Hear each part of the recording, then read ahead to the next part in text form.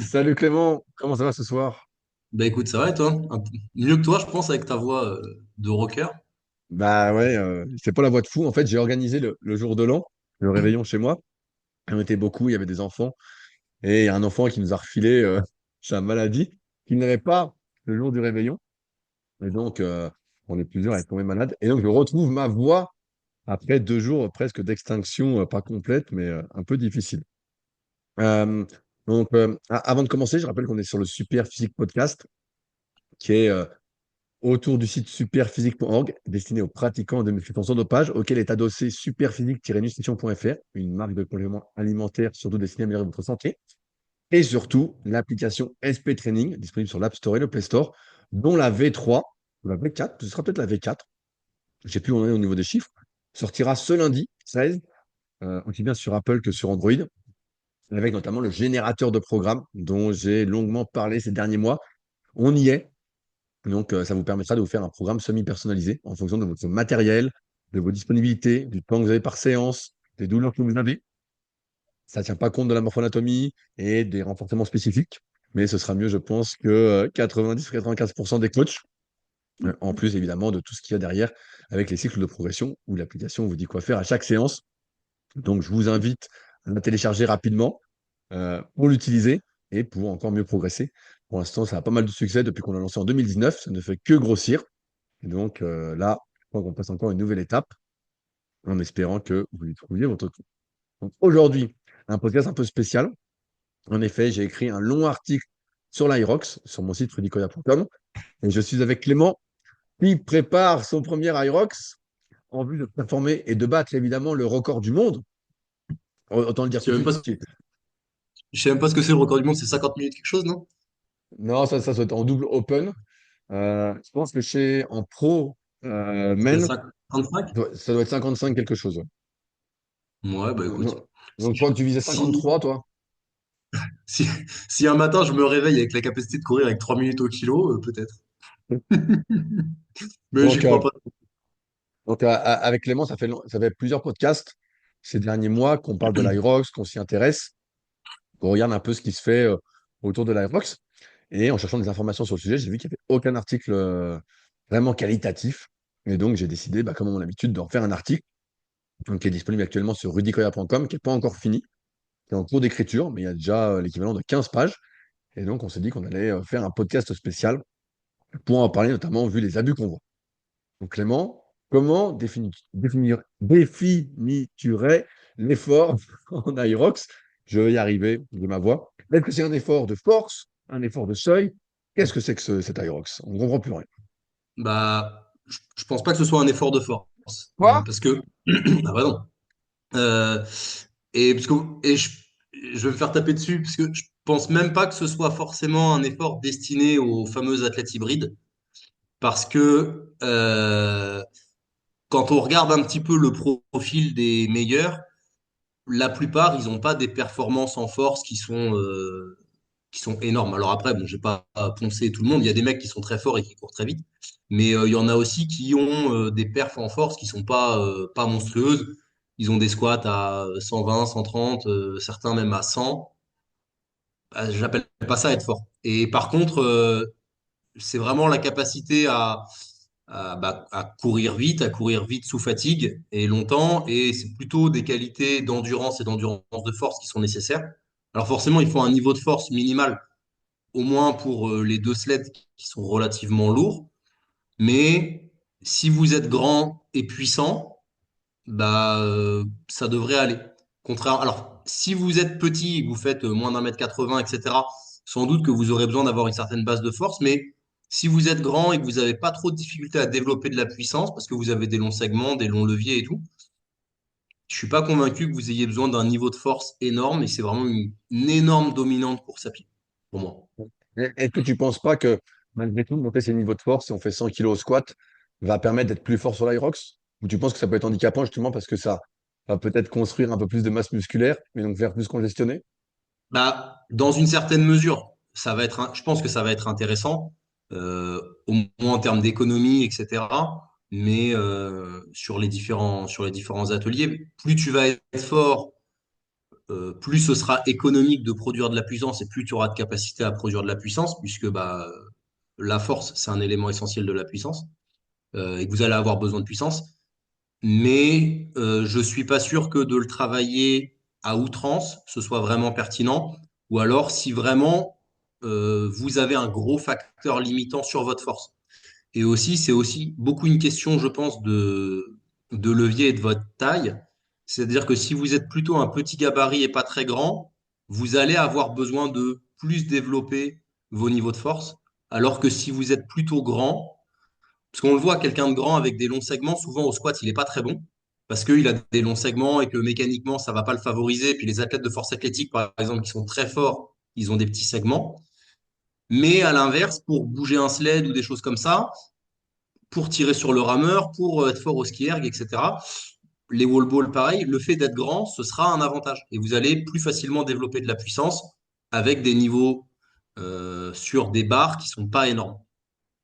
C'est vrai que si on regarde le gabarit des meilleurs, donc j'ai surtout regardé les gars, et les femmes m'excuseront parce que je n'ai pas trop trouvé d'informations sur leur gabarit, mais on peut voir que les meilleurs du monde, notamment en Elite 15, la catégorie qui recense les 15 meilleurs mondiaux, et qui est en perpétuelle évolution, comme j'explique dans l'article, mais les gars font souvent 1,85, 1,90 en termes de taille, et font 85-90 kilos. On en voit qui sont plus musclés que d'autres, comme le fameux Hunter, notre Américain, qui a l'air très naturel, et, euh, et d'autres qui sont un peu plus fins, mais qui restent de sacrés mules.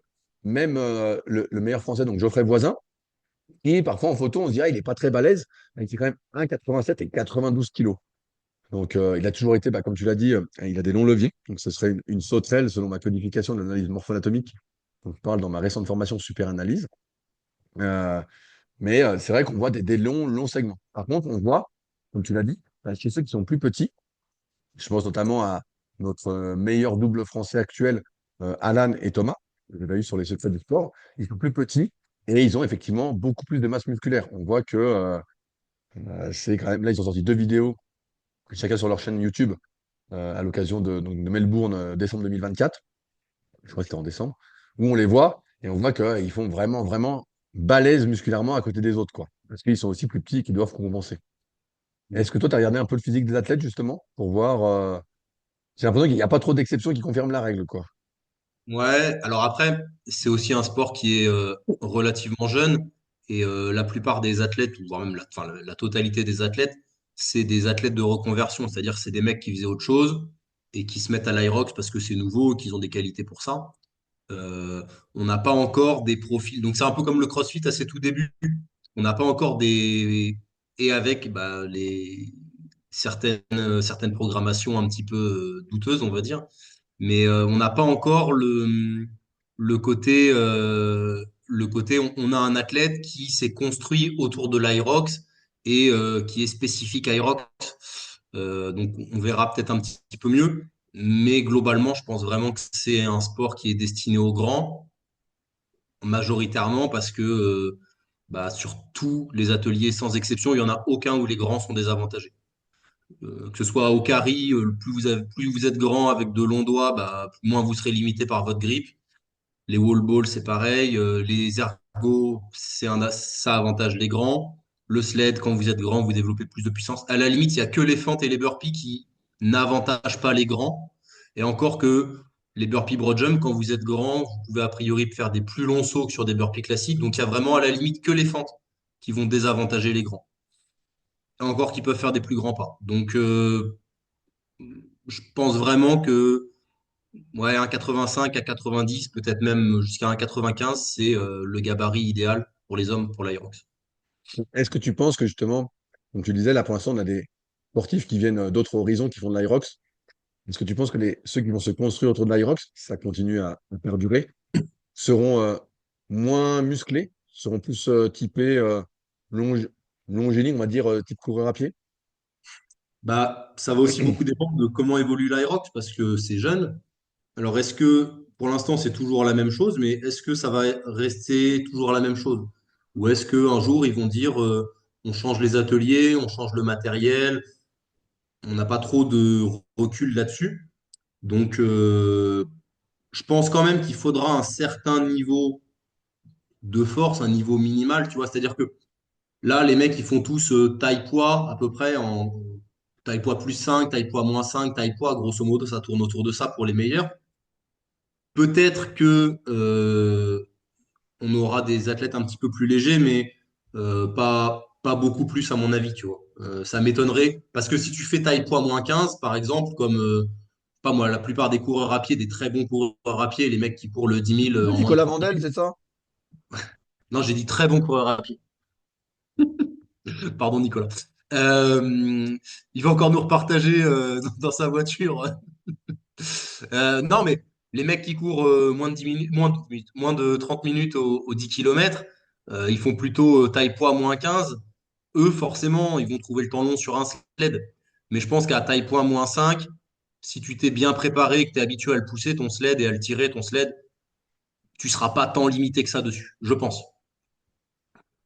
Pour parler un peu d'entraînement maintenant, ce qu'on peut voir, c'est beaucoup de programmation, de planification, peu importe comment on les appelle, de programmes qui sont vendus, qu'on a regardé plusieurs, ou comme au début du CrossFit, ce qui est recommandé, ce sont surtout ce qu'on appelle des circuits conditioning, des circuits training, Et des où cartouches.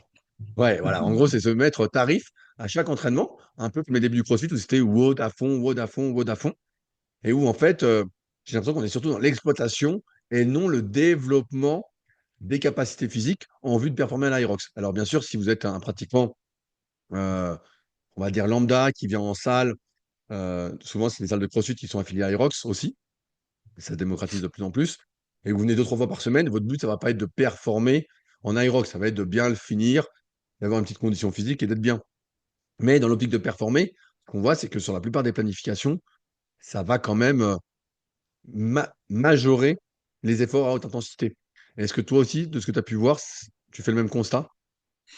Bah, alors après, on voit pas toujours tout et forcément ce que les gens publient sur les réseaux, parce qu'il y a beaucoup l'aspect réseau.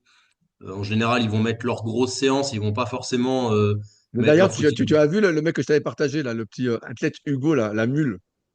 Tu Euh, sais, je t'avais envoyé un truc, un coup, le mec, il fait 10 fois 1000 à 1,41 au ski erg, tout ça. Ça te parle plus? Je te l'avais envoyé. non, non, ça me dit rien. Bah, je te le renverrai. Le mec, il fait que de la méga haute intensité, justement. D'accord. Et ouais, donc les gens publient beaucoup ça après parce que c'est pas sexy de publier ton footing en endurance fondamentale et tout. Malgré tout, comme c'est une dominante course à pied, je pense quand même que les principes de développement de la course à pied doivent s'appliquer. Et il y a un large consensus quand même autour du 80-20 en termes de répartition en course à pied. 80% basse intensité, 20% haute intensité, grosso modo. Alors peut-être que 80-20, c'est peut-être un peu trop et il y a des profils pour qui ça convient pas, etc. On peut discuter. Mais de ce que je vois sur les réseaux, il y a beaucoup, beaucoup, beaucoup de gens quand même qui se préparent plutôt à 80-20 dans l'autre sens, à 20% basse intensité et 80% haute intensité. Et je suis pas sûr effectivement que ce soit bien. Vous allez à court terme beaucoup vous développer et exploiter votre plein potentiel, on va dire, parce que c'est très spécifique, mais vous n'allez pas forcément construire de potentiel. Et encore une fois, bah, on voit beaucoup les gens faire beaucoup de conditioning, faire des circuits, etc., des circuits relativement longs, peut-être parce que c'est fun, mais en fait, les circuits, alors, j'ai une opinion sur l'IROC, j'en ai pas encore fait, c'est pour ça que je me suis inscrit pour en faire un, pour me rendre compte par moi-même de ce que c'est, et pas parler dans le vent. Mais j'ai l'impression que ce qui fait vraiment la différence, en fait, ce qui vous fait gagner à l'IROC, c'est la course à pied. Vous pouvez perdre votre IROC sur un atelier, Sur un mais sled, ça se gagne souvent. essentiellement à la course à pied. Et, et ça va être la capacité à maintenir un effort entre 1 heure et 1 heure et demie. Et pour ça, bah, il faut quand même avoir la caisse et surtout être capable de relancer sous fatigue et de courir sous fatigue et d'avoir un très très bon niveau de course à pied. Effectivement, l'effort d'Irox, tel que j'analyse, c'est un effort qui se situe pour la plupart des gens entre les deux zones, entre les deux seuils, on va dire. Donc, pour la plupart d'entre nous, c'est une certaine zone 3, au sweet spot, comme on dit, pour ceux qui ont la ref. J'avais lu le guide ultime de l'endurance sur mon site. Avec des relances, comme tu dis, des capacités, comme tu changes des fois sans arrêt, à redémarrer à chaque fois, à remettre un coup de bourre. Et donc, en ce sens, bah, quand tu fais des entraînements à haute intensité et tu ne fais que ça, bah, tu es bien au-dessus de ce que l'effort, l'Aerox, la compétition va te demander. Donc, tu développes pas d'adaptation bien spécifique, même si tu en développes. Et d'autre part, comme on le dit, en fait, tu n'es pas dans l'optique de progresser, comme dans beaucoup d'activités, et c'est aussi le cas en musculation classique, oui, même en force, hein. Sinon, on n'aurait pas de travail en tant que coach, que ce soit Clément ou moi-même. Euh, c'est vraiment à vouloir griller les étapes et à ne pas voir sur le moyen et long terme. Or, l'idée, si demain vous souhaitez performer en Irox, c'est de voir sur le moyen et long terme. Et c'est pourquoi l'entraînement d'endurance à basse intensité, développer son premier seuil, c'est ce qui manque à la plupart des individus. Et je crois que Nico, pour lui rendre l'appareil, l'a souvent dit, l'a bien expliqué dans son bouquin La prépa physique de l'endurance. C'est vraiment que la plupart des gens ont un seuil 1, si on parle encore de seuil, qu'on ne débat pas sur leur existence, très très faible, et c'est ce qui ressort de la plupart des tests physiologiques, et c'est donc ce qu'il faut développer en priorité. C'est pas le seuil 2, parce que le seuil 2 va pas être très utile en aérox, sauf si vous êtes une bête et que vous faites moins d'une heure, que les meilleurs peuvent tenir sur une heure, c'est leur seuil 2. Donc seuil anaérobie, leur SL2, bref, peu importe comment on l'appelle. Et donc il va falloir développer ce premier seuil. Or, ce premier seuil se développe avec des entraînements d'endurance. J'ai interviewé récemment Geoffrey Voisin, c'est pas encore sorti, ça sortira dans quelques temps, mais lui fait 4 à 5 courses à pied par semaine, euh, et fait également 4 vélos, parce que comme il est lourd, pour minimiser les chocs, à la basse intensité, euh, pour accroître son volume aérobie et donc son premier seuil. Est-ce que toi, tu vois les choses aussi comme ça? Tu parlais de la course à pied. Moi, par Mm. exemple, bah, pour tout dire, je me suis également inscrit avec un copain, je ne vais pas le dénoncer, à un Irox, notamment c'est Grand Palais, donc c'est fin avril. Et donc nous, on envisage pour l'instant, on va voir comment on progresse, de courir les kilomètres en course à pied à 5 au kilomètre. Toi, j'ai vu que tu t'excitais sur le tapis, comme un malade. Non, À combien tu comptes courir tes kilomètres, Clément? Parce aïe, qu'à aïe. la fin, ça va finir à 4,15. Non, non, non, t'es malade. Non, là, j'essaye effectivement, de monter sur des 1000 mètres en course à pied, sur le tapis, pour voir un peu ce que ça donne. Mais clairement, je ne serai pas en mesure de courir à cette allure-là. Euh, je pense alors, faut voir exactement, mais grosso modo, c'est un effort qui se fait à 80% de ce que tu peux faire partout. Tu vois? Euh, si tu arrives à rester sur 80% de ce que tu peux faire en permanence, bah, t'es pas mal. Tu vois, j'ai regardé Nick Barr, je sais pas si tu vois, Ah, si bien tu sûr, vois, bien sûr. Celui qui copie mes vignettes YouTube, là, j'ai vu. Il fait les mêmes que un, moi, presque. ouais, ouais. Un Américain qui est bon, ultra fort. Lui, c'est un mec, bon, pour le coup, lui, c'est un vrai athlète hybride parce que il court le marathon en moins de 3 heures et il a plus de 300 kilos soulevé de terre. Donc là, on est sur un vrai athlète hybride. Euh, Au rameur, il a un 2000 mètres en 6,30. Donc c'est Solide. énorme, hein. Ça fait entre 1,36 et 1,38 aux 500 mètres. Son Aerox, il l'a ramé entre 1,50 et 1,55 Ah ouais, putain. sur 1000 mètres. Et c'est un mec qui a une caisse de ouf. Parce que il a couru, je crois, euh, ouais, il a couru entre 3,30 et 3,40, je crois, les 1000 mètres. Et il a mis 1h05. Donc, quand on voit qu'un mec comme ça, qui est capable de faire une 36, une 38 sur un 2000, il se retrouve pour un 1000 mètres à le faire entre une 50 et une 55, bah, je pense qu'on est sur un effort où ouais, on est à 80% partout. On est à 80% sur la course. Je On est parle. sur un RPE 8, en gros. Ouais, c'est ça. Je pense qu'il faut partir sur un RPE 7-8 que tu peux maintenir tout le long.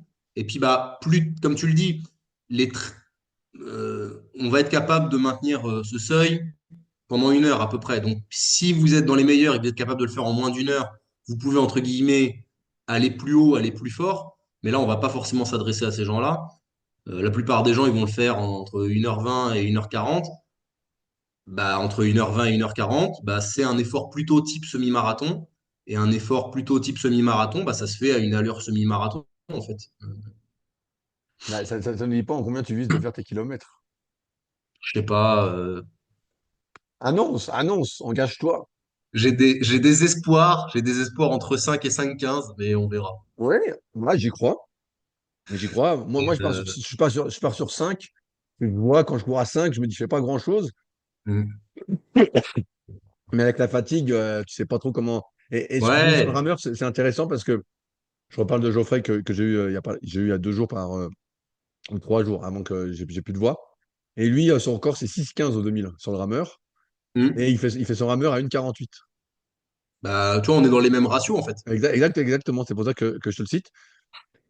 Est-ce que, comme c'est un sport actuellement essentiellement qui gagne à la course à pied, et bah, là je vois que tu fais un peu comme moi, tu fais pas mal d'entraînement sur ergo aussi, sur ski erg, sur rameur, tout ça. Mm.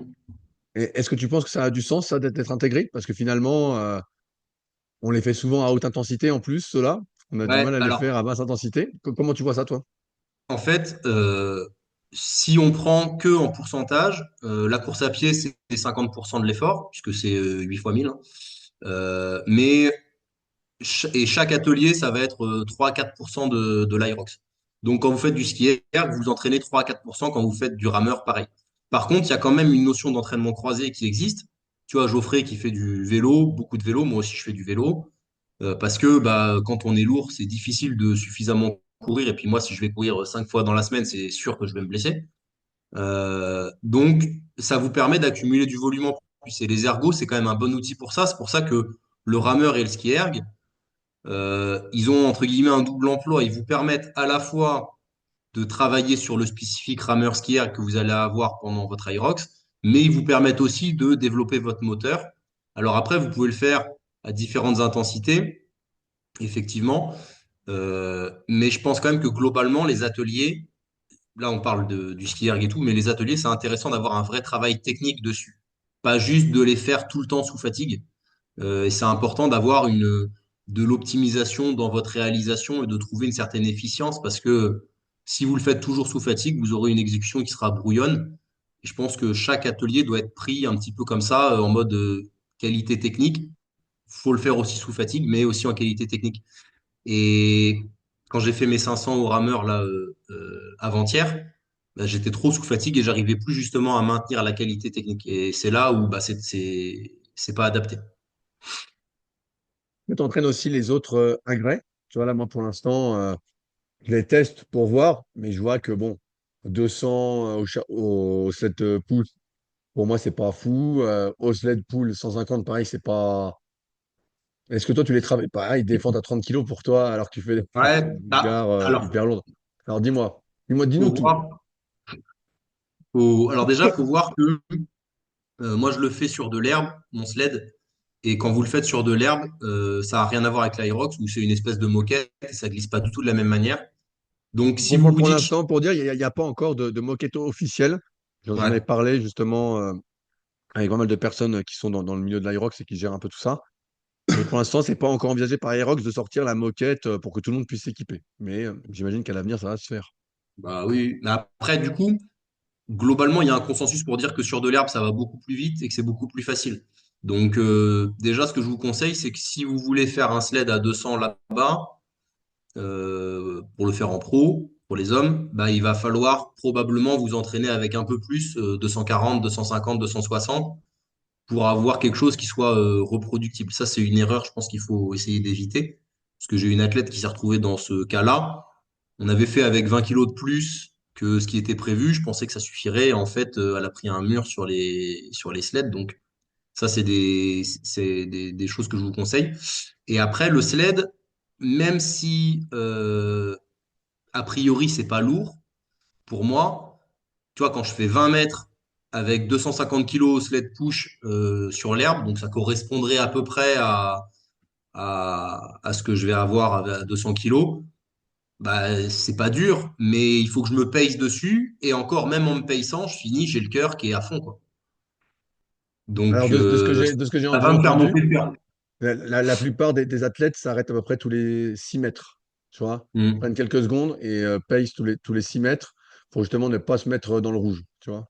c'est ça. Et je pense qu'il faut accepter pour tous les ateliers, donc le sled ne fait pas exception, alors sauf si vous voulez vraiment faire un temps, si vous voulez faire un temps, vous êtes obligé de prendre un risque. Mais si vous voulez pas exploser et faire popcorn, parce que bon, si vous êtes un athlète de haut niveau et que vous voulez gagner, vous êtes obligé de prendre des risques. Par contre, donc ce qu'on dit là, ça s'applique pas. Mais si vous voulez le finir dans un temps honorable, je pense qu'il vaut mieux se pacer et puis au moins la première fois et puis bah, la deuxième fois vous pouvez être en mesure de dire bon bah là j'ai peut-être un peu trop pacé, je peux être un peu plus agressif, un peu plus ci, etc., mais au moins prendre une expérience. Mais par contre je pense qu'il faut vraiment bien se pacer parce que si en fait, si vous explosez sur un atelier, ben derrière, votre course, elle est morte. Et c'est souvent le constat que beaucoup font, c'est qu'arrivé au burpee, il y en a qui explosent et après, tout le reste, ils subissent. Et même Nick Barr, qui est méga fort, au burpee, il s'est fait tuer. Le 1000 qui a suivi, il a fait un temps pas terrible. Après, il a réussi à se remettre dedans, mais ça lui a coûté énormément de temps. Alors qu'on est sur un athlète, encore une fois, qui court moins de 3 heures au marathon. Ben, de ce que j'ai compris, des principales erreurs qui sont faites, c'est que le premier kilomètre et le ski erg sont faits trop rapidement. Et ensuite, ce qui est le plus demandant, effectivement, c'est les burpees.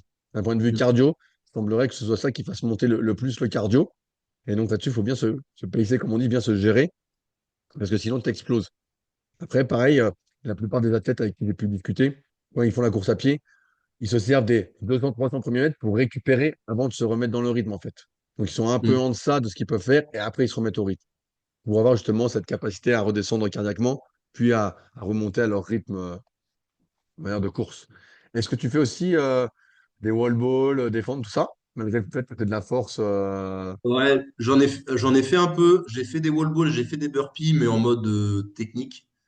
Parce que j'en avais des wall balls, je crois que ça faisait 5 6 ans, peut-être 7 ans que j'en avais pas fait. Et des burpees broad jump, j'en avais jamais fait de ma vie. J'avais déjà fait des burpees les quelques fois où j'ai fait des watts de CrossFit. Mais des burpees broad jump, j'en avais jamais fait. Donc j'en ai fait un peu. Au moins, tu sais, voir un peu le timing. Est-ce que tu reviens les deux jambes? Est-ce que tu reviens une jambe après l'autre? Tout ça.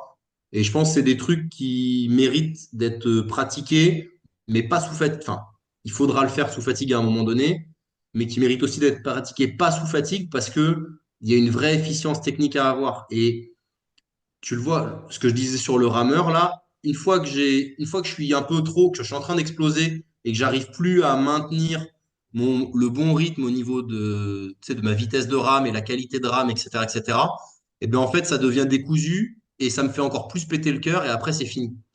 Et je pense que ça, il faut l'éviter à fond. Et pour l'éviter à fond, bah, il faut avoir quand même pratiqué de la qualité technique et même sur un mouvement qui paraît con comme les burpees et a priori pas technique, et ben, il faut être capable de bien le faire et de pas perdre de temps et d'être efficient dessus. Et du coup, je pense qu'il faut le travailler. Enfin, je l'ai un peu travaillé, mais il faudra le travailler plus, à la fois en technique et aussi sous fatigue. euh, Tout à l'heure, on parlait du niveau de force qu'il fallait avoir quand même pour faire un Irox. Est-ce que on arriverait à définir un niveau minimum? Tu vois, dans le sens où, non, moi j'ai l'impression que là, moi je refais pas mal les cuisses et je vois que plus je mets lourd entre guillemets au hip thrust, au soulevé de terre roumain, tout ça, plus ça m'aide entre guillemets sur les sleds. Est-ce que tu as un avis là-dessus? Bah, j'ai envie de te dire, plus tu seras fort, mieux ce sera. Après, je pense que le meilleur moyen d'être fort au sled, c'est de faire du sled. Ah, toi, tu crois plus à la spécificité? Bah, en fait, oui, plus tu vas être fort, mieux ça va être. Mais tu vois, par exemple, bon, j'ai un soulevé de terre à 300, un squat à 277. Je suis sûr qu'il y a des mecs qui ont des squats à 170 et qui sont meilleurs que moi sur le sled. Parce que du sled, bah, ça fait allez, 4 J'en avais fait j'en faisais beaucoup quand je faisais du strongman pour me préparer pour le tirage de camion, mais bon, ça fait longtemps. Et maintenant, là, ça fait 3 4 semaines que j'en fais un petit peu, tu vois. Je pense quand même que le meilleur moyen d'être fort sur un mouvement, c'est de faire un mouvement. Et ouais, il va falloir développer votre force sur le sled. Alors après, forcément, plus vous allez être fort sur d'autres mouvements, plus ce sera, enfin, il y aura quelque chose à transférer, etc. Parce que c'est sûr que si vous avez zéro masse musculaire ou vous avez un squat qui est vraiment tout bidon, je sais pas moi, à 80 kilos ou un truc comme ça, bah, le sled, ça va être compliqué. Mais je pense quand même que le meilleur moyen d'être fort au sled, ça reste de faire du sled, aussi bien pour l'efficience technique, et puis bah, cette notion de spécificité, ça permet de bien faire les connexions cerveau-muscle et de bien assimiler le truc et d'être vraiment efficient dans votre mouvement. S'il y a vraiment cette notion d'efficience, ouais, il va falloir avoir un renfort général aussi pour ne pas se blesser. Mais je pense qu'il va falloir faire du sled lourd et pas, encore une fois, pas que du sled sous fatigue, aussi faire du sled plus lourd que ce que vous allez avoir à faire à l'Irox. Je sais pas, on va faire du sled à 300 kilos peut-être pour que le jour de l'Irox, bah, à 200 kilos, ce soit un peu plus facile, tu vois. Est-ce que tu sens, pas tes tendons d'Achille ou tes mollets un peu au sled, justement, sur le sled push? Hmm, Pas tant. Après, on en a déjà discuté. Moi, les tendons, enfin, j'ai une bonne mobilité de cheville. Les tendons d'Achille, ils sont quand même assez résilients. J'ai jamais eu trop de problèmes. Un petit peu, je sens un étirement au niveau du tendon quand je le fais, mais je sens pas après coup que que ça me tire ou que ça fait mal ou que je sais pas quoi. Une semaine type, ce serait quoi? Tu vois, dans le sens où on parle beaucoup de course à pied. Imaginons quelqu'un qui Hmm. s'entraîne 5 fois par semaine. Alors, on est déjà au moins obligé de faire trois courses à pied, tu vois. Hmm. Je pense. Et après, autour, on met quoi? Parce que on n'a pas Alors, parlé là, je te lançais un peu sur le sujet des blessures, mais on a parlé de blessures. La muscu bien faite, ça fait un renforcement musculaire, même si les risques. Alors, pour nous, avec le recul, après 20 ans de muscu, on se dit, bon, bah, on est bien renforcé tout ça, mais bon, pas mal de gens qui nous écoutent, peut-être que on compléterait avec 2 séances de muscu ou de l'entraînement sous fatigue. Comment toi, tu planifierais une semaine type, bah déjà, on va dire une semaine type à 3 mois de l'échéance, tu vois? je pense que si tu veux performer 5 séances par semaine, il y a tellement de trucs à bosser que c'est pas suffisant. Si tu veux performer. Après, si tu veux bien le finir et dignement, je pense que oui, il faut courir au moins 2, 3 fois dans la semaine, minimum. Alors après, déjà deux footings basse intensité, ça c'est automatique. Plus ou moins long, tu vois, et après selon ta tolérance, etc. Mais si t'es pas très bon et que tu te prépares à faire comme moi un effort entre 1h20 et 1h40, Ah non, bah 1h40. Ah non, non, on non, arrête les parce que podcasts. Non, ah on bah arrête non, les mais si tu podcasts. fais Ah non mais là, tu fais gros, 1h40, on arrête. non mais Ah là, c'est fini, là. si je fais une Là, heure, si je fais je une te heure paye un 40, coaching. Je te paye un ouais. coaching. Si je fais 1h40, je sais pas ce que je fais, mais je serais déçu. Non, je veux On vraiment. trace le crâne. Tu fais 1h40, on trace la tête. On est d'accord ou pas? Ouais, je sais pas. Ouais, en vrai, ça Boule à mérite. zéro. Boule à zéro, je dis à Non, 1h40. je veux faire moins d'1h30. Après, j'ai pas envie de trop m'avancer parce que j'ai vu tellement de gars faire les fanfarons et puis finalement faire 20 minutes de plus que ce qu'ils ont annoncé. Bon, après, il y avait des gars, les mecs, ils annonçaient qu'ils allaient faire 1h10. Tu vois comment ils s'entraînent, tu dis, bah, bon. Tu sais, les gars disent, mais si, au rameur, je vais ramer à 1h40. Tu sais, des mecs, c'est des Ah non, navets. mais ils Je se vais rendent pas ramer à compte. 1h40. Mais ouais, parce qu'en fait, eux, ils ont déjà fait un 1000, je sais pas moi, à 1h40, et ils se disent qu'ils vont arriver à faire un 1000 à ce niveau-là. Mais non. Ah ouais, en cinquième épreuve, après avoir fait 5 kilomètres de Ah course et 4 ouais. autres épreuves avant. Moi, je rame bien et je pense, faudra voir, parce que le rameur, il arrive tard, mais je pense ouais, entre 2 et 2,5 ou 500, hein. Tu crois? Bah, en Franch- vrai, Franchement, non, mais attends. à 2 minutes, on fait rien, nous. Ouais, mais Euh, attends. Ouais, mais attends. Entre eux, tu le fais à 2 minutes et tu fais pas grand-chose, mais ça te fait monter. Et tu le fais à 2,5, donc ça fait 10 secondes de plus. Mais par contre, tu es sûr que derrière la course à pied, tu l'as fait dans de bonnes conditions. Est-ce qu'il vaut oui. pas mieux ramer à 2,5? Ouais. Non, mais bien sûr, mais je sais pas, Tu je me vois? rends pas compte pour l'instant, vu que je ne peux pas en confronter. Je me dis à 2 ou Ah, 2,5, on fait rien quand même, nous. Tu te ouais, rends compte? mais en fait, alors moi j'étais parti pour me dire je ferais entre 1,55 et 2. Et quand j'ai Oui, bah vu voilà. ouais, mais quand j'ai vu Nick Barr ramer à 1,55, j'ai eu un pic d'humilité. Et je me suis dit peut-être qu'entre 2 et 2,5, ce sera bien. Tu vois? C'est pour ça que je veux pas trop m'enflammer. Je veux vraiment faire moins Mais d'une heure est-ce que tu trente. t'entraînes pas trop fort alors? Je dérive un peu avant qu'on vienne sur le sujet, mais tu t'entraînes pas trop fort actuellement sur les Si, ergos? Et du coup, là, l'idée, c'était de monter un petit peu. Au début, tu vois, créer une petite base. Parce que là, moi, je le fais. Donc là, on est le 9 janvier. Je le fais dans un mois. Je fais le 8 février à Toulouse. Donc, l'idée, c'était d'avoir quand même une bonne base et de mettre un petit peu d'intensité là sur ces trucs-là pour glisser sur quelque chose d'un peu plus en mode compromis derrière, tu vois, de mixer les ergos avec d'autres trucs, notamment les burpees, etc., pour commencer à inclure du sous-fatigue. Mais je voulais faire une séance un petit peu d'intensité sur ergo quand même pour ce que je parlais, le développement du moteur. Donc il y a vraiment ça. Donc bon, si on revient à la question initiale sur comment on s'entraîne, La semaine, voilà, là, c'est une semaine type. la semaine Donc type, deux courses à pied au basse moins intensité. 2 courses à pied basse intensité, soit une course à pied avec de l'intensité type des 1000 mètres ou des trucs comme ça, soit une course à pied en mode compromise run avec de la course sous fatigue, sous forme de circuit, etc. Parce que ça va être important quand même de le faire. Je dirais peut-être une semaine sur deux, tu vois. Une semaine, je le fais, je cours intensité, une semaine course à pied, voilà.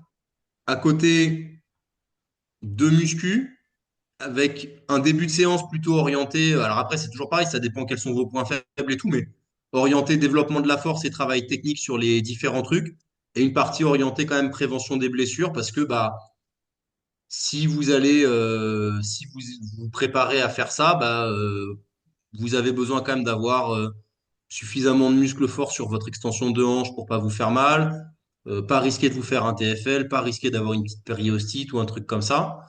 Donc, moi, je partirais là-dessus. Deux courses à pied basse intensité. Une semaine sur deux, vous faites une fois une course à intensité, une fois une course en compromise run et deux séances de muscu sur laquelle vous pouvez mettre à la limite un petit peu d'ergo, des choses comme ça, mais plutôt de l'ergo basse intensité. Parce que si vous vous remettez de l'intensité en plus, bah, ça fait vraiment trop. Et puis, encore une fois, après une séance de muscu, si vous faites un peu de basse intensité ou du travail technique ou des choses comme ça, vous n'avez pas de vraies interférences. Si après une séance de muscu, vous vous mettez une cartouche de l'espace, bah, la séance de muscu que vous avez fait, je suis pas sûr qu'elle soit d'une très grande productivité en fait. Bon, bah, Et ça, encore une ça, fois, 5 séances par semaine, c'est pas beaucoup. Et peut-être que, comme la course à pied, ça prend pas beaucoup de temps, bah, vous pouvez peut-être splitter un peu. Par exemple, faire votre course à pied le matin en vous levant un peu plus tôt ou la course à pied le soir et votre séance à un autre moment de la journée pour essayer d'augmenter un peu votre volume d'entraînement parce que il y a tellement de trucs et ça reste un sport d'endurance. Donc, le volume est déterminant. Plus vous aurez de volume, meilleur vous serez a priori sur l'Aerox, sauf si vous vous blessez. voilà, à condition d'y aller progressivement, comme on Voilà, dit. volume, non, mais voilà, volume incrémenter de manière progressive et intelligente, bien sûr, parce que si vous passez de 2 séances à 8 séances, ça va pas bien se passer. Mais si vous incrémentez du volume intelligemment avec de la basse intensité, etc., etc., a priori, ça devrait quand même bien se passer. Quand vous faites 40 minutes de vélo basse intensité en zone 2, vous risquez quand même pas grand-chose. À ce sujet, est-ce que tu vas maigrir un peu pour l'Irox? Pour être un peu plus léger, justement? Ah non, non, non, non. Tu sais, pour faire Non, les photos aussi, là, torse nu, parce que j'imagine que tu as pris le pack photo, vu que tu es narcissique, pour les non, partager sur tes non. réseaux. Non. Arrête, Arrête, arrête, mais bon. c'est toi qui fais des photos, moi je sais pas. Arrête, arrête, bon. Bon, il va pas nous dire. On verra ses photos sur les réseaux. Est-ce que tu veux pas Non, maigrir alors? Tu veux pas te dire, je fais 1 ou 2 kilos non, non, après, pour être un peu mieux dans la course? je voulais faire Toulouse si je trouvais de la place parce que c'est février et après, je vais faire ma qualif de force en juin-juillet pour les France. Donc ça me laisse le temps, mars, avril, mai, juin, ça me laisse 4 mois pour bien me préparer en force. Mais mon objectif principal, ça reste quand même la force. Là, je suis dans une phase qui correspond à mon hors-saison où mon objectif, c'était d'accumuler du volume, pas forcément haute intensité sur la partie force muscu, et augmenter un petit peu ma dose de cardio. Donc l'Irox, il allait relativement bien avec ça. Et c'est une bonne opportunité de tester le truc pour bah, pas parler dans le vent. Et puis bah, j'ai quelques athlètes qui en préparent, etc. Bah, me rendre compte par moi-même de ce que c'est comme effort. Et puis bah ouais, être un peu curieux, quoi, parce que ça m'intéresse tout simplement. Mais par contre, je garde mes objectifs force et si je perds 2-3 kilos, ça va pas le faire, quoi. Qu'en est-il du matériel? Parce qu'on voit que Irox est bien marketé, notamment avec Puma, tout ça. Et puis j'étais surpris de voir ce soir tes nouvelles chaussures Altra. Donc une photo de tes pieds sur ton compte Strava. Qu'en est-il? Est-ce que, pour avoir interviewé Alan Kao, le secret du sport, lui, est sponsorisé Puma et il a des chaussures carbone. Euh, Est-ce qu'on a une recommandation à donner en particulier? Pourquoi tu es passé déjà chez Altra, toi? Euh, bah, euh, Toujours grâce à mon mentor, Alix. Hein, Alix, si tu nous écoutes. Mon idole. Non, parce qu'en fait, j'avais des ASICS qui me faisaient un petit peu mal aux genoux. Il y avait un peu de drop et tout. J'avais discuté avec lui. Il m'avait conseillé des Soconi qui étaient avec un peu moins de drop, un peu plus dynamiques et tout, et dans lesquels j'étais bien. Et comme j'étais, et ça fait un petit moment que je cours avec les Soconi, je suis vraiment beaucoup mieux avec les Soconi qui ont moins de drop et tout. Et du coup, j'ai discuté avec lui, je lui ai dit, bah, est-ce que je pourrais pas essayer une autre chaussure qui a encore un petit peu moins de drop? Ça se trouve, je serais mieux en fait. Et puis pour mes footings, etc., etc. Donc, qu'est-ce que tu me conseilles? Il m'a dit, bah, Altra, ça peut être pas trop mal dans ce que tu recherches. Donc, du coup, sur ces recommandations, j'ai acheté une paire d'Altra. L'idée, c'est de faire pour l'instant, des petits footings. Là, aujourd'hui, j'ai fait juste 10 minutes parce que bah, quand vous changez de chaussure et que vous changez vraiment de type de chaussure avec zéro drop et tout, faut pas abuser parce qu'il y a moyen de se faire mal. Donc, j'ai juste fait un petit footing de 10 minutes pour commencer à m'habituer aux chaussures. Et, euh, et puis on verra. Je les trouve un peu plus lourdes que les Soconi. Je suis un peu T'as moins à l'aise que les Soconi. Donc, on t'as verra. pris des quoi comme Altra? Oh putain, je me souviens plus du nom. Euh, le, le, le truc le plus connu, là, leur marque phare, enfin leur truc phare, là, il m'a dit. Putain, j'ai même plus le nom. Ah, le mec est perdu, quoi. Non, non, non, mais moi, Bon, moi j'aime bien Altra. J'ai des Taurins et j'ai des FWD Experience. c'est les Escalante que j'ai pris. Ok, je vois. C'est Ok, les donc ce Escalante. qui est bien chez Altra, c'est que justement le pied, le Tooth, je sais plus comment on appelle ça là, La Toe Box, ouais. Toolbox. Voilà, la La Toe Toolbox Box, est elle est bien grande. large. Mm. En gros, on a le pied qui est vraiment, car moi j'aime bien avoir le pied à plat. Et malgré le fait que la plupart de leurs chaussures soient zéro drop, sauf les FWD Experience que j'ai, qui sont du 4. Mais en fait, il y a quand même de l'amorti en fait. Il y a zéro Mm. drop, mais il y a quand même un bon amorti. Et franchement, moi j'en suis assez content des Altra. Et comme toi, moi je les mets souvent quand je fais des footings vraiment très basse intensité, sous les 130 pulses. Et quand par contre je veux accélérer, bah, je mets un peu de drop, parce que j'ai pas la mobilité de cheville. Mais franchement, moi je trouve que c'est des bonnes godasses, quoi. Franchement, Altra Bah, fait. Après, maintenant, il y a beaucoup de marques aussi qui proposent des toolbox assez larges. Par exemple, Brooks, là j'en ai acheté aussi. Je voulais, pareil, dans l'optique de varier mes drops, un drop important, et j'ai pu les prendre en wide chez le modèle des Ghost. Donc, ça, je suis content. Mais sinon, sur la plupart des marques, des fois, tu appuies vraiment serré. Et ça, c'est pas. Moi, j'aime pas trop. C'est pas très fun d'avoir le pied ouais, moi, j'aime comprimé, pas quoi. trop avoir le pied serré. En plus, j'aime bien être pieds nus tout le temps et je passe beaucoup de temps dans ma journée pieds nus. Tu vois, là, on est le 9 janvier. En dehors de mes entraînements, j'ai passé ma journée en claquettes. Tu vois, vraiment, j'aime pas avoir Claquettes des chaussures. chaussettes, c'est ça? Bah, quand il fait froid, ça peut arriver. Ouais. Ah J'ai non, ah j'ai pas là honte de le là dire. là. Ah, mais je déteste les chaussures. Tu sais, moi, j'ai fait du judo gamin et tout. J'ai toujours détesté les chaussures. Et maintenant que je me fais pas chier à aller au bureau ou je sais pas quoi, que j'ai un boulot où je bosse de chez moi ou de où je veux, je me fais pas chier à mettre des godasses, quoi. Ouais, bah, je sais bien, moi Donc, aussi. Je charrie, mais j'ai toujours pieds nus aussi.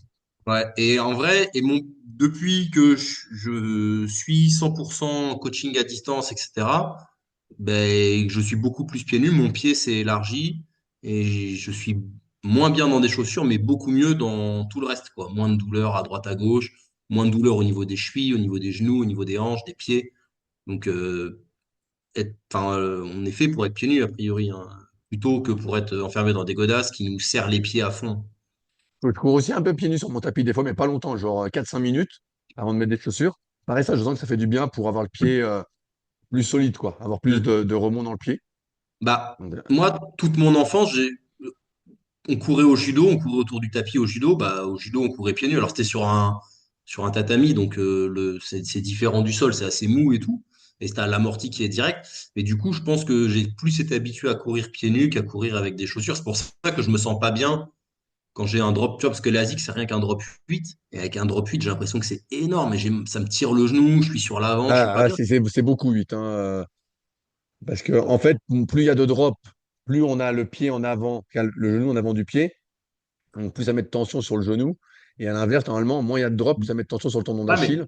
tu vois, les Pumas là, dont on parlait à la base pour l'Aerox et tout, Puma, c'est quasiment que du drop 8. Ouais, drop 8, voire 10. C'est beaucoup de drop, Voilà. justement.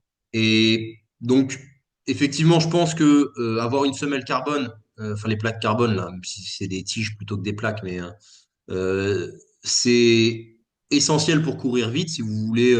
Alors, si vous courez, je pense, en dessous de 4,30. Si vous courez au-dessus de 4,30, je suis pas sûr que ce soit les chaussures qui vous sauvent, mais si vous courez 4,30, 4,20, 4,10 et en dessous, oui, peut-être que les semelles carbone, ça va être intéressant. Si vous courez au-delà de 4,30, bah, apprenez à mieux courir et puis peut-être que ça, enfin, c'est mon avis, mais bon.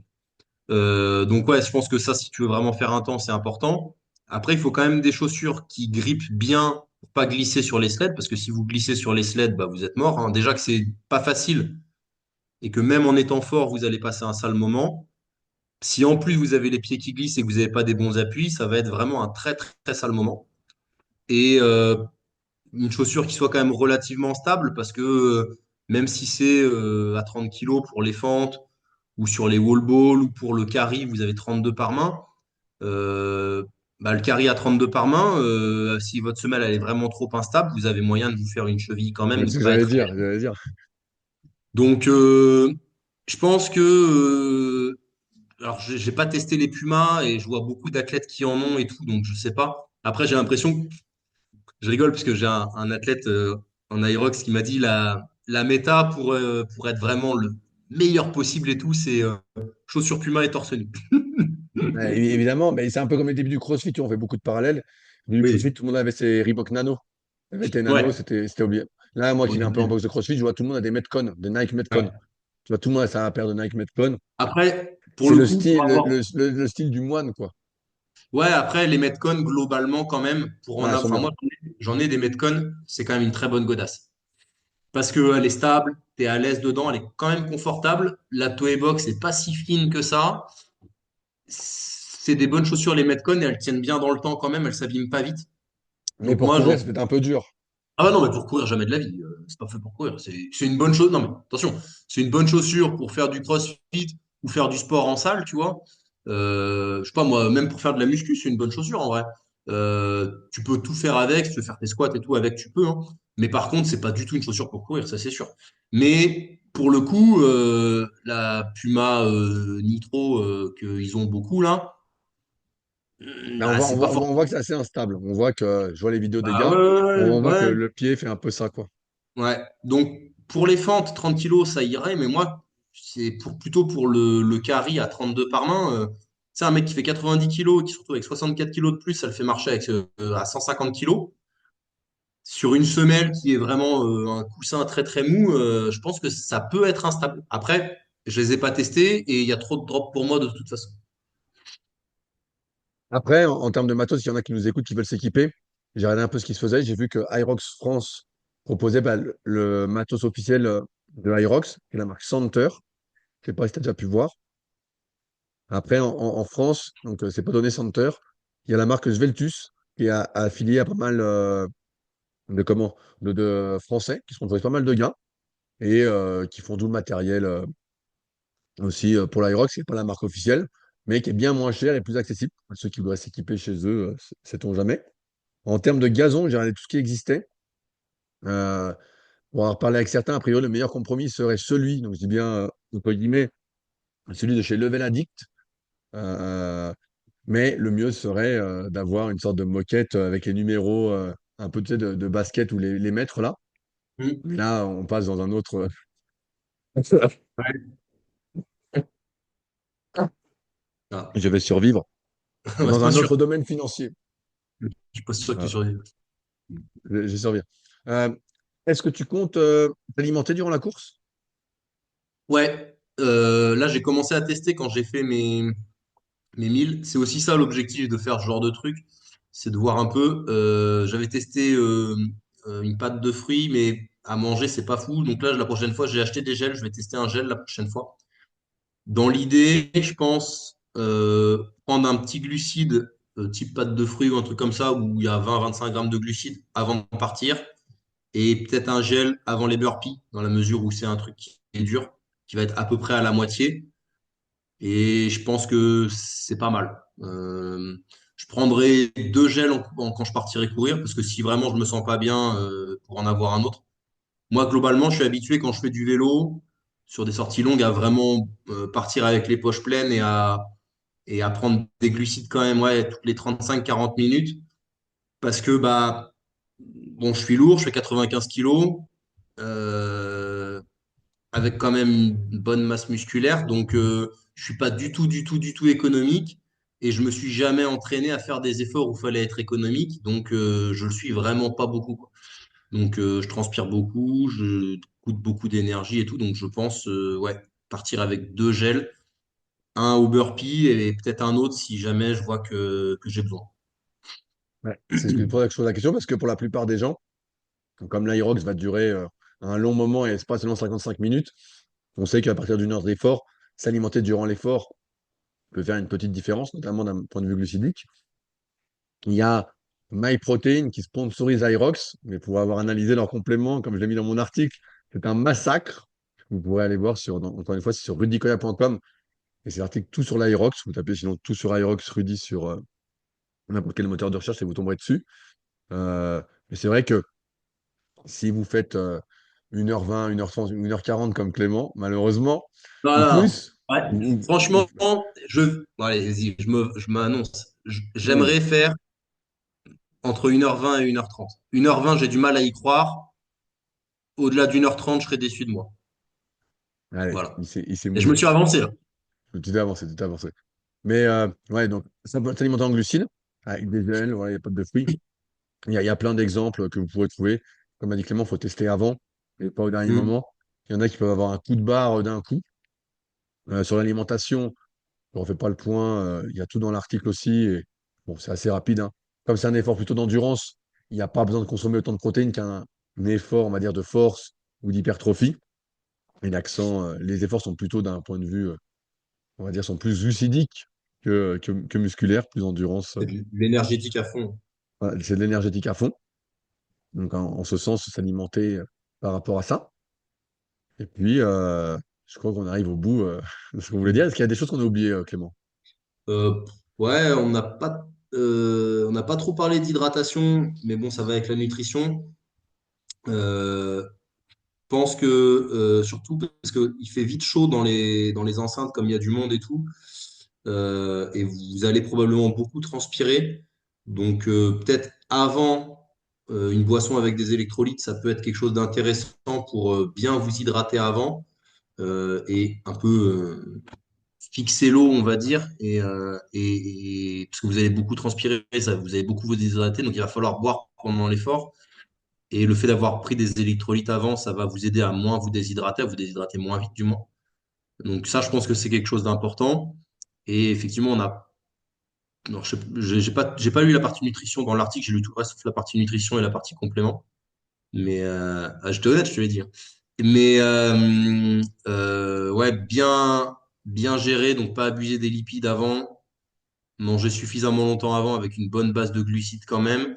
Et pour le coup, vous n'allez pas avoir besoin de fibres, donc vous pouvez vous passer de légumes les 24 dernières heures parce que ça va alourdir votre digestion et puis ce sera du poids inutile entre guillemets. Donc, ouais, 24 heures avant la course, vous pouvez vous passer un petit peu vous passer de fibres et vraiment vous concentrer plutôt sur les glucides.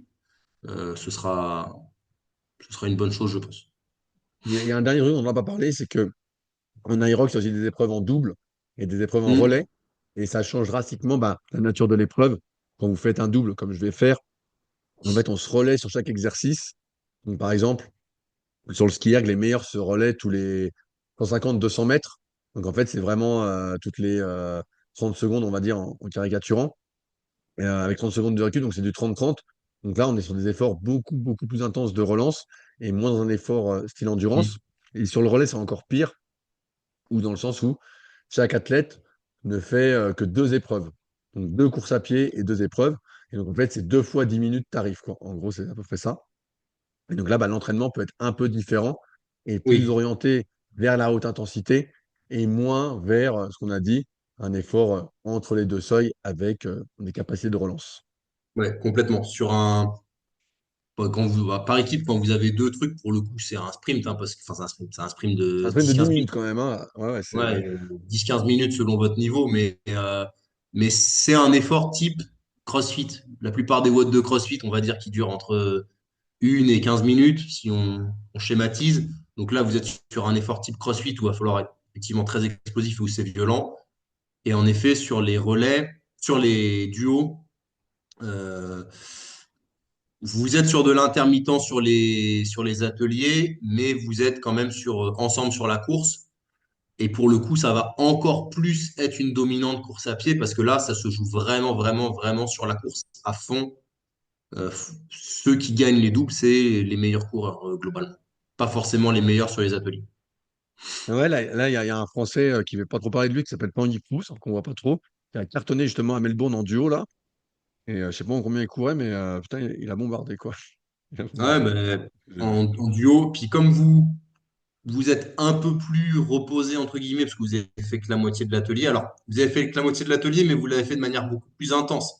Donc, ça se partage. Mais du coup, ouais, vous êtes en mesure, a priori, de courir plus vite. Et du coup, la différence se fait encore plus sur la course à pied. C'est vraiment. Et après, bah, il y a tout un aspect stratégique sur comment on split le truc, qui on fait passer en premier sur les ateliers, etc., etc. En général, ils font passer le meilleur coureur au début et à la fin pour que le moins bon coureur se repose un petit peu de la course, parce que pour lui, elle est plus intense. Mais bon, après, il peut y avoir des stratégies différenciées en fonction des caractéristiques du binôme, quoi. Eh ben, ça me paraît être un bon mot de la fin. On espère en avoir rien oublié. Si jamais l'article associé à ce podcast est encore plus complet, puisque quand on écrit, on a le temps de rien oublier et de corriger et de compléter, ce que je vais faire au fur et à mesure euh, des semaines qui arrivent et puis de nos expériences qui vont s'enrichir. Dans tous les cas, si vous avez des questions, n'hésitez pas Et à les si vous, poster. si vous voulez acheter des pastilles pour la gorge à Rudy aussi, vous Ah, pouvez mais je suis vous bientôt lui envoyer guéri. à Je suis la bientôt Villa guéri. Superphysique à Annecy, vous pouvez lui envoyer des pastilles pour la gorge. Si vous avez des questions, n'hésitez pas à les poser sur la partie commentaires sous le podcast ou directement sur SoundCloud dans la partie commentaires. On se fera un plaisir d'y répondre. Et puis en attendant, on vous souhaite un bon entraînement. Tous les liens pour aller plus loin, que ce soit en coaching avec Clément ou avec moi-même, sont en description, ainsi que pour retrouver tout ce qu'on propose sur superphysique-nutrition.fr et l'application SP Training dont la grosse mise à jour interviendra ce lundi. Sur ce, on se retrouve la semaine prochaine pour un nouvel épisode. Salut à tous. Salut.